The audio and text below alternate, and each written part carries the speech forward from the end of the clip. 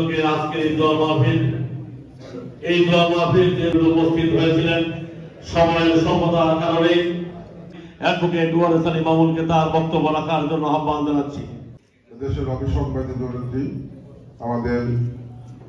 যখন স্বাধীনতার ঘোষণা দিয়ে স্বাধীনতা দিয়েছেন 1983 সাল থেকে 90 সাল যিনি দুনিয়া ছেড়ে চলে গিয়েছেন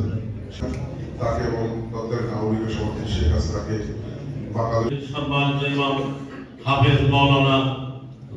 প্রিয় নেত্রী মাওলা রব্বানা ফাগফির লানা যুনুবানা ওয়া কাফফিরনা বিদ্রিত হয়ে দেশনেত্রী বেগম খালেদা মাওলা তার বিরুদ্ধে কোনো দুর্নীতি নেই এমন প্রধানমন্ত্রী যারা স্বৈরাচার হয়ে দেশ পলায়ন করেছেন ও মাওলা তিনি বারবার কারাবরণ করেছেন তবুও তো দেশ ত্যাগ করেন নাই মাওলা তারা তৌফিক দান করিয়ে দেন ও মাওলা আমরা অনেকে দেশ ব্যাপনে আশাকে আপনি পূরণ করিয়ে দেন আপনি তো সব মুহাম্মাদুর রাসূলুল্লাহ।